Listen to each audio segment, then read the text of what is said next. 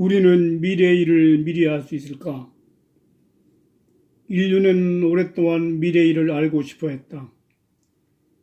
이제 새로운 10년을 시작하는 우리들이 앞으로 어떤 일이 일어날 것인가에 호기심을 가진다는 것은 너무도 당연하다. 우리는 앞으로 많은 문제들로 그것이 개인적이든 아니면 국제적인 분쟁이든 간에 힘든 세상에서 살아가게 될 것이다. 그러나 우리에게는 이러한 문제들을 완전히 해결할 방법이 없다.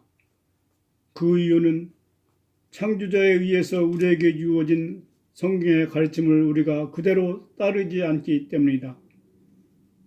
우리가 미래의 일을 잘 알기 위해서는 성경의 말씀을 깊이 연구해야 한다. 왜냐하면 성경에 기록된 내용의 4분의 1은 예언적인 기록이기 때문이다. 과거에 일어난 인류의 역사는 이미 예언된 것이 현실로 나타나는 것에 불과하다. 오직 하나님만이 미래의 일을 미리 예언하시며 그것을 시행하고 계신다. 하나님은 이사야를 통해서 이렇게 말씀하셨다. 나는 태초부터 종말의 일을 미리 알려주었다. 무슨 일이 이루어지기 오래전에 내가 예고했었다. 내가 작정한 일은 모두 그대로 실행하겠다. 내가 착수한 일은 모두 그대로 완성해 놓겠다. 그리고 나서 하나님은 머지않아서 유다 백성이 포로가 되어 끌려갈 것과 그 후에는 고레스 왕이 나타나서 유다 백성을 해방시켜 줄 것을 암시적으로 말씀하셨다. 성경에서 하나님이 예언자들의 입을 빌려서 미리 말씀하시고 그 일이 말씀대로 실현되는 것을 찾아본다면 그러한 일은 우리에게 더욱 큰 믿음을 갖게 해 줄 것이다. 요나와 니느웨 백성의 회개. 우리는 요나서의 내용을 잘 알고 있다. 하나님이 요나에게 아수르 수도인 니느웨에 가서 그들의 죄악에 대해서 회개시키고 멸망치 않게 하라는 것이었다. 결국 니느웨 백성들은 요나의 외치는 소리를 듣고 회개하였지만 그 글을 읽는 우리에게는 믿기 어려운 부분이 있다. 어떻게 그토록 무자비한 나라 아수르의 왕이 보잘것없는 작은 나라 유다에서 온 사람의 외치는 말을 듣고 자기 잘못됨을 회개할 수 있었는가? 우리는 막연히 하나님이 하신 일이니까 하며 그냥 지나쳐 버렸지만 그때 그 도시 니느웨에서는 그럴 만한 이유가 있었다. 그것은 바로 일식 현상이었다. 요나가 회개를 외치며 니느웨에서 머물고 있던 어느 날 아침에 붉은 해가 솟아오르더니 갑자기 해가 달에 가려지면서 천지가 어두워지는 일식 현상이 일어났던 것이다. 일식 현상이 왜 일어나는지 그 과학적인 이유를 모르던 그 시절에는 일식이 일어나면 백성들이 민심이 흉흉해지고 그 책임을 통치자에게 돌리면서 나라에 큰 변고가 일어나는 경우가 많았다. 당시 아수르 왕인 아수르단 3세는 이 일식 현상과 결합된 요나의 외침 소리에 불안을 느끼면서 왕과 모든 신하들이 성경에 기록된 것처럼 회개의 모습을 보였던 것이다. 그날의 일식 현상은 현대의 고성능 컴퓨터로 이미 확인된 사실이다. 또한 당시 아수르의 유물을 찾아서 확인해 본 바로는 아수르의 왕들은 늘 전쟁터를 누비고 다녔지만 아수르단 3세의 경우는 국내의 불안으로 5년여 동안 전쟁을 하지 못한 사실을 보여주고 있다. 하나님이 요나를 부르시고 니느웨에 보내셔서 그들을 회개시키시는 계획을 세우셨을 때는 이미 앞으로 일식현상이 일어날 것을 미리 알고 계셨던 것이다. 천지를 지으시는 하나님이 그 일을 미리 아셨다는 것은 너무도 당연한 일이다. 이사야와 예레미야를 통한 하나님의 예언. 바벨론의 느부갓네살 왕이 유다를 멸망시킬 때의 일이다. 이스라엘 백성들이 여호와 하나님을 버리고 우상 숭배에 빠져 있었기 때문에 하나님은 그들에게 벌을 내리시고 또 회개할 기회를 주기 위해서 유다 백성들을 느부갓네살 왕의 손에 넘겨주었다. 그리고 예레미야를 통해서 이렇게 말씀하셨다. 온 땅이 황폐하여 놀램이 될 것이며 이 나라들은 70년 동안 바벨론 왕을 섬기리라.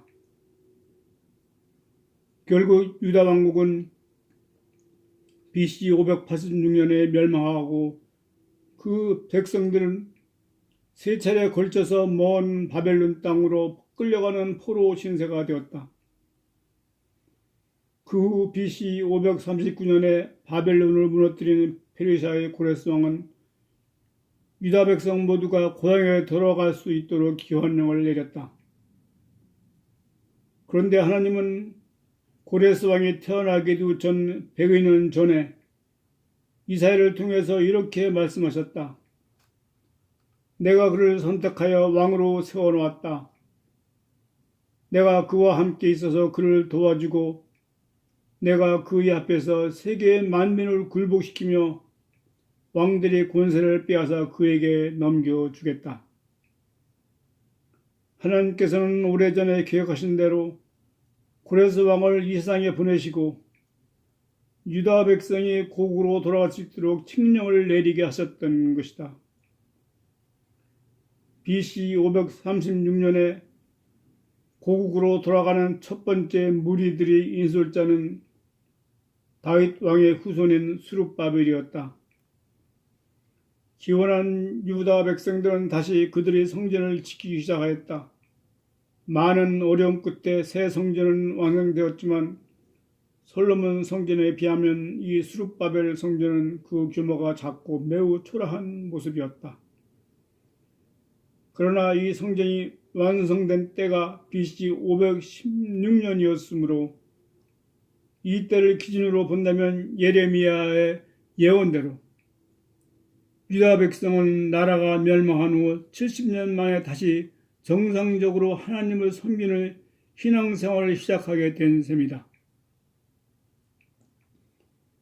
우리는 이러한 일을 통해서도 하나님이 계획하시고 예레미야를 통해서 말씀하신 예언이 그대로 실행되었음을 알게 된다. 다니엘과 알렉산더. BC 605년 바벨론 땅으로 끌려가는 유다 백성의 1차 포로 명단에는 다니엘이 포함되어 있었다. 그 후 다니엘이 끌려갈 때 바벨론은 이미 멸망했고 그 다음에 세워진 페르시아 시대에 하나님은 다니엘에게 앞으로 일어날 일을 미리 알려주셨다. 하나님은 이렇게 말씀하셨다. 앞으로 세 왕이 더 일어나 페르시아를 다스리고 그 후에 세워지는 네 번째 왕은 그 위세가 당당하고 강력한 제국을 다스리게 될 것이다. 그는 백성들을 충동질하여 헬라로 쳐들어가 전쟁을 일으키게 될 것이다.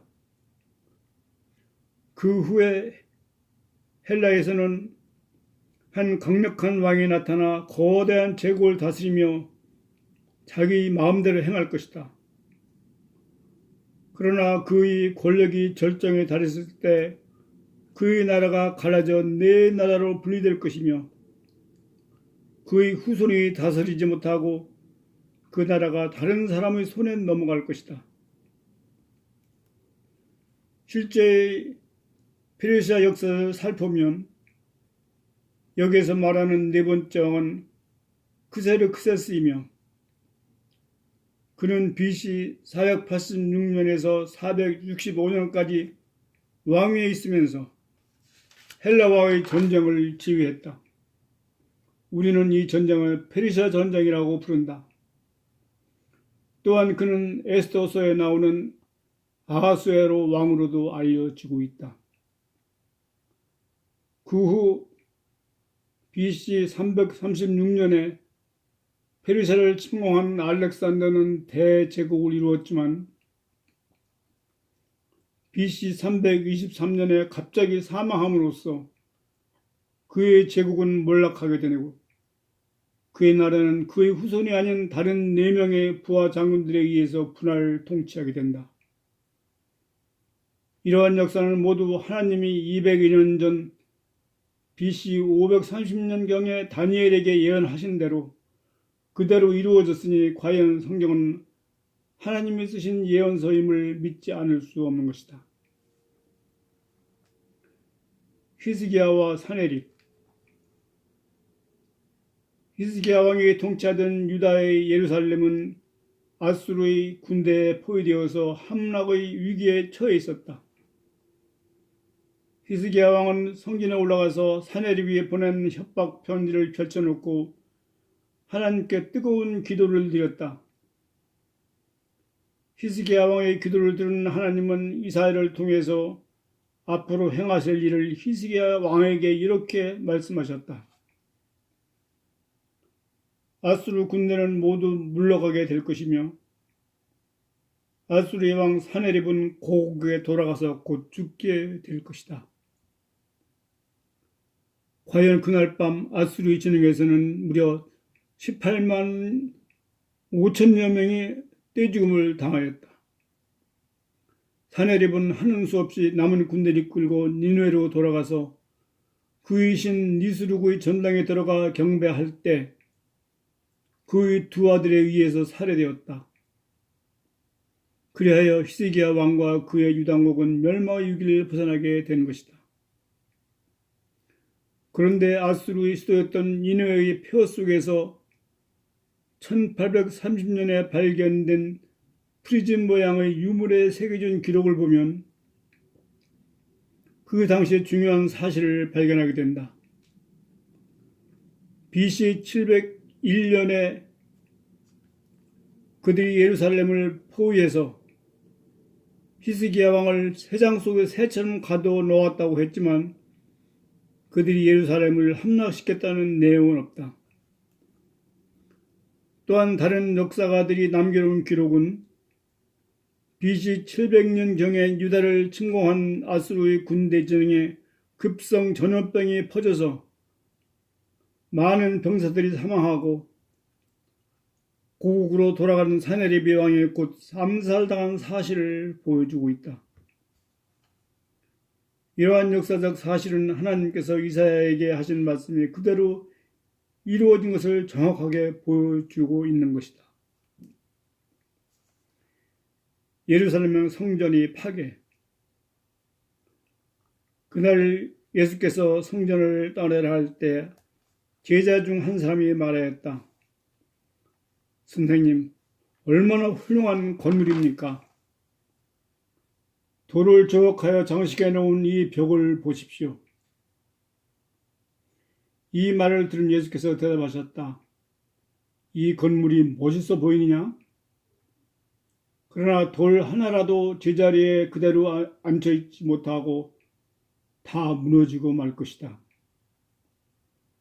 이 이야기는 예수님께서 십자가를 지시기 며칠 전에 제자들과 나눈 대화였다. 대부분 갈릴리 시골뜨기인 제자들은 예루살렘 성전의 그 크고 웅장한 모습에 놀랐을 것이다. 이방인 이듬의 출신인 헤롯 왕은 유대인들이 환심을 사기 위해서 성전을 거대하고 웅장하게 증축하였던 것이다. 성전의 터가 예루살렘 전체 면적의 6분의 1 정도였으며 지붕을 금으로 도금했기 때문에 아침이면 햇빛에 반사해서 그 건물 전체가 찬란하게 빛났었다. 사람들은 이 성전을 헤롯 성전이라고도 부른다. 그러나 예수님은 앞으로 일어날 일을 미리 다 알고 계셨다. 돌 위에 돌 하나도 남지 않고 건물 모두가 완전히 무너진다 하셨으며 결국 그 성전은 서기 70년 8월 10일 아주 더운 여름날에 거의 한 달 동안 불길에 쌓여 있으면서 완전히 초토화되어 버렸다. 그런데 지금 예루살렘의 서쪽에는 통곡의 벽이라는 것이 있다. 많은 유대인들이 여기에 와서 울면서 기도하며 그 벽이 무너진 성전의 벽 일부라고 믿고 있지만 그것이 사실이라면 예수님의 예언적인 말씀이 그대로 실현되는 것이 아니다. 그러나 성전의 터를 연구해온 사람들의 결론은 이렇다. 그 헤롯 성전은 예수님의 말씀대로 완전히 무너졌으며 현재 통곡의 벽이라고 부르는 벽은 성전이 북쪽에 위치했던 로마 군인들이 병영으로 지은 건물의 일부라는 것이다. 이러한 견해가 옳다면 예수님의 예언의 말씀은 모두 그대로 실현된 것이다. 우리는 앞으로 더욱 열심히 성경을 읽으면서 앞으로 우리에게 닥칠 마지막 때를 준비해야 할 것이다.